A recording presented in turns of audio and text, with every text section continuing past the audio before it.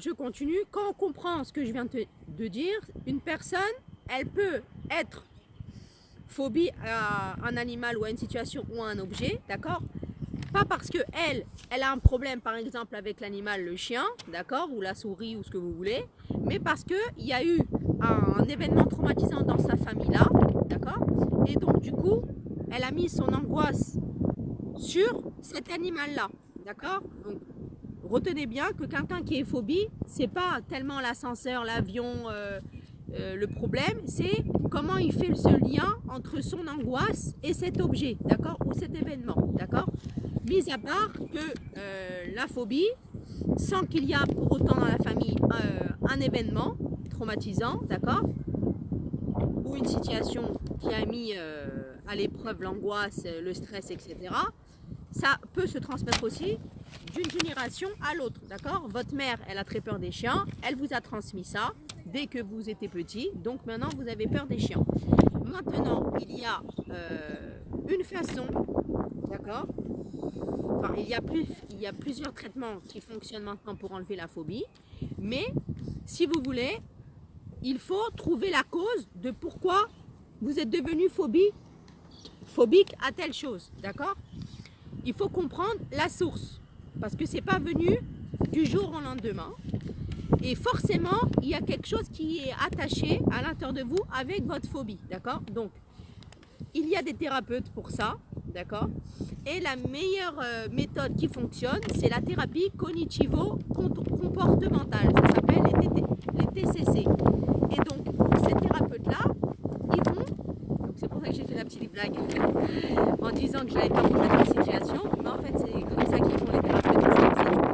C'est que les thérapeutes cognitivo-comportementales, c'est-à-dire qu'ils vont vous désensibiliser. C'est-à-dire qu'ils vont prendre dans un premier temps des photos, par exemple quelqu'un qui a peur des souris, ils vont vous montrer des photos de souris, d'accord. Et donc ils vont vous désensibiliser, ils vont utiliser la méthode pour vous désensibiliser, que vous soyez plus atteinte d'une souris, d'accord. Donc ça, c'est dans un début, ils vous montrent des images, etc.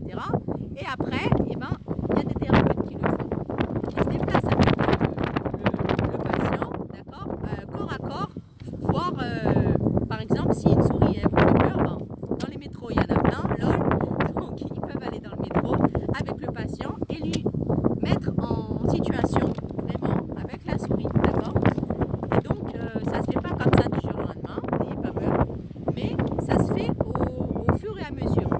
Et ben, évidemment, le but c'est que vous n'avez pas peur, vous n'avez plus peur de cet animal ou de cet objet ou de la situation. Voilà. Maintenant, si c'est une situation qui est venue, d'accord, dans votre enfance ou dans le passé, etc., et donc maintenant vous êtes adulte, donc on ne va plus pouvoir revenir, on ne va pas remonter dans le passé, d'accord, mais on va essayer de comprendre la situation que vous avez pu vivre, d'accord, ou qu'on vous a transmise, parce qu'il y a des phobies, il y a des personnes qui ont une phobie, mais que ça ne leur appartient pas. Ça appartient à la génération avant eux, d'accord, mais eux, ils ont un problème avec ça. Donc, du coup, on va essayer de voir dans votre histoire à partir de quand vous avez commencé à avoir peur et pourquoi. Et donc, pareil, on va essayer aussi de vous désensibiliser. Donc ça, c'est quelque chose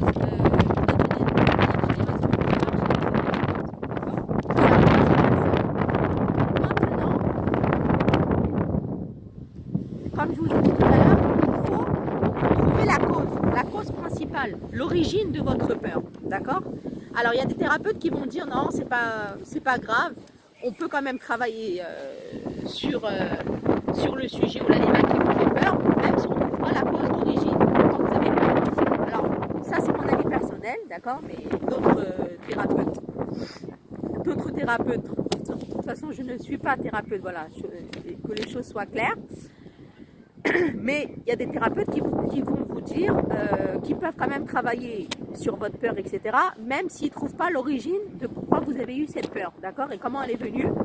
Mais ça, c'est pour ma touche personnelle. Je pense que le travail ne sera pas totalement abouti. Pourquoi?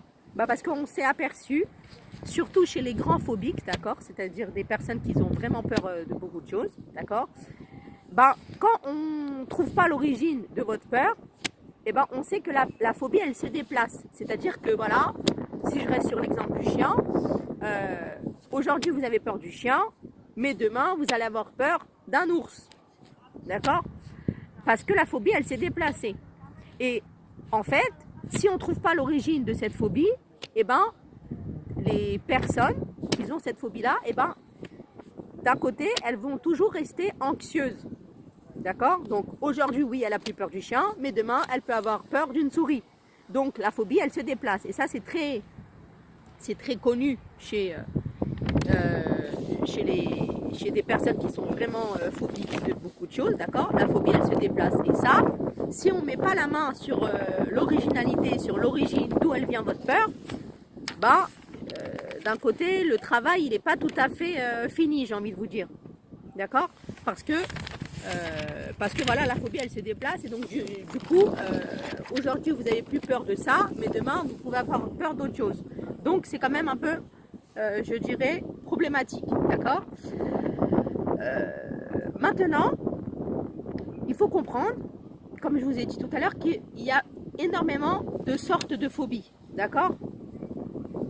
Il y a, par exemple, des gens qui sont claustrophobie, c'est-à-dire que c'est des personnes qui ont peur de prendre la parole en public. Alors pourquoi, comment, etc. Ça c'est un autre sujet, mais il faut savoir que ça existe, d'accord? il y a aussi des phobies. Voilà, des gens qui sont claustro, qui ne peuvent pas monter dans un ascenseur, etc. Il y a toutes sortes de phobies, d'accord? Maintenant, quand contrôler, c'est-à-dire quand aller voir un médecin, c'est ce que je vous ai dit tout à l'heure. Comme il y a des phobies qui ne sont pas vraiment handicapantes et que vous pouvez vivre avec, d'accord?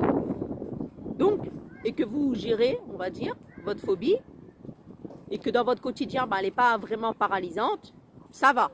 Mais, comme l'exemple que j'ai donné tout à l'heure du chien, quelqu'un vraiment qui a la phobie des chiens et qui est dans un parcours d'évitement et que voilà, il ne peut plus aller au travail, il préfère rester enfermé chez lui que de rencontrer un chien dans la rue, et qu'on est dans une grande ville, voilà, comme à Paris ou en France, et qu'il y a beaucoup de chiens, là, c'est vraiment problématique, d'accord? Donc, il faudra contrôler un médecin, un thérapeute, pour la désensibiliser, cette personne-là, sur les chiens, d'accord?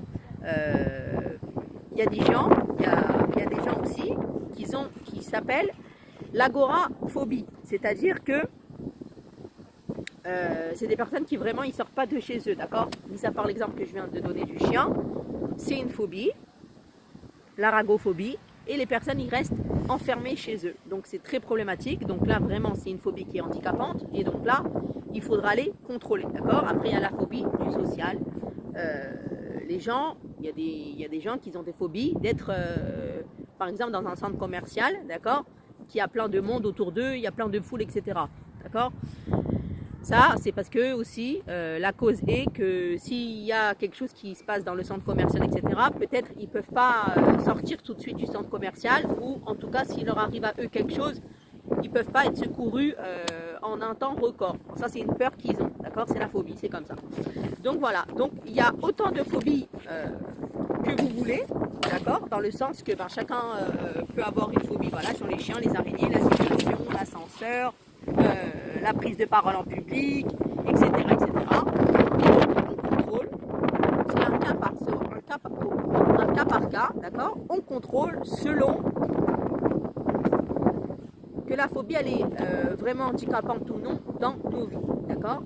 Donc, rappelez-vous que vous y êtes pour rien, d'accord? C'est peut-être votre génération, votre mère, etc., qui vous a transmis une phobie. Ça, c'est les grandes lignes qu'il faut retenir. Ce qu'il faut retenir aussi, c'est qu'à partir du moment où c'est très handicapante, votre phobie au quotidien, parce que 90% des personnes qui ont des phobies, ils sont conscientes, et ça c'est très important de le dire, que voilà, que c'est exagéré, que c'est trop excessif, qu'ils contrôlent plus rien, ils sont dans un état second, voire même paralysé, ils sont figés, etc. Ils ont très peur, d'accord, mais qui savent que c'est complètement anormal, d'accord, ils sont conscients de ça. Et il faut savoir aussi que la phobie, d'accord, il faut trouver son origine, d'accord, comme ça on travaille le travail en profondeur et pas à moitié. Et comme ça, aujourd'hui vous avez plus peur des chiens, mais si vous ne travaillez pas sur l'originalité, l'origine du problème, d'où ça vient cette peur-là, et la phobie, elle va se déplacer, vous allez avoir peur d'autre chose, d'accord. Donc, vaut mieux s'en débarrasser, de plus avoir peur de rien du tout, d'accord, que à chaque fois mettre la phobie sur un nouvel objet, un nouvel animal, etc., etc. Ok. Donc voilà. Donc c'est des choses qui se guérissent très bien, d'accord. C'est pas la fin du monde. Vous avez le droit d'avoir peur. De toute façon, la peur, ça fait partie des sentiments, et c'est aussi, on sait très bien que dans les qualités comme les défauts et comme les sentiments, il y a toujours une bonne cause, c'est-à-dire la peur, ça fait en sorte que ça nous met en état d'alerte, et que s'il se passe quelque chose, automatiquement, j'ai le réflexe, et donc cette peur-là va m'emmener à avoir un réflexe, d'accord. Quand par exemple, il y a un incendie à la maison, j'ai peur de cet incendie-là, et donc du coup, cette peur, elle va me faire en sorte que je vais me bouger, que je vais tout faire pour éteindre l'incendie, etc. D'accord. Donc, dans chaque qualité, comme les défauts et comme les sentiments, il y a le bon côté et le mauvais côté, on va dire. Parce que le feu, par exemple, le feu, c'est très bien. Le feu, c'est très bien, d'accord. À l'époque, on se chauffait, on prenait deux pierres, on frottait les pierres et on se réchauffait comme ça avec du bois, d'accord. Et le feu, ça sert à cuisiner, ça sert, ok. Mais le feu, pour faire un incendie, etc., ça fait des ravages. Donc, ça dépend comment on utilise la chose. Voilà, c'est pour vous donner l'exemple. J'ai pris cet exemple pour vous dire que dans une chose qui peut être mal, elle peut être aussi bien, d'accord. Donc, vous avez le droit d'avoir des phobies, vous avez le droit d'avoir peur. Après, voilà, il faut contrôler, il faut gérer. Il ne faut pas se laisser dormir sur les lauriers en disant ça va passer, ça va passer, ça va passer. Non, si c'est vraiment handicapant dans votre quotidien, il faut aller contrôler, d'accord. Rappelez-vous l'exemple de l'araignée que j'ai donné. Quelqu'un qui habite à Paris, il n'est pas systématiquement en confrontation avec les araignées, donc ça passe. Mais si par exemple il habite à la campagne et qu'il y a plein d'araignées, là c'est problématique. Vous avez compris ou pas? Donc voilà, donc tout est relatif. Voilà, si vous avez des questions, n'hésitez pas, d'accord. Continuez à partager le groupe, le lien du groupe. Continuez à liker les pages TikTok, Insta, Facebook, etc. D'accord. Plus on est nombreuses dans ce groupe, plus ça aide énormément de femmes, d'accord, à comprendre, à se développer, à retrouver la confiance en soi, etc. Et encore à plein de choses, d'accord. Je ne peux pas tous les énumérer. Je vous ai fait court 2 fois cette semaine parce que je ne pense pas faire court la semaine prochaine, avant qu'il y ait un changement et on verra bien.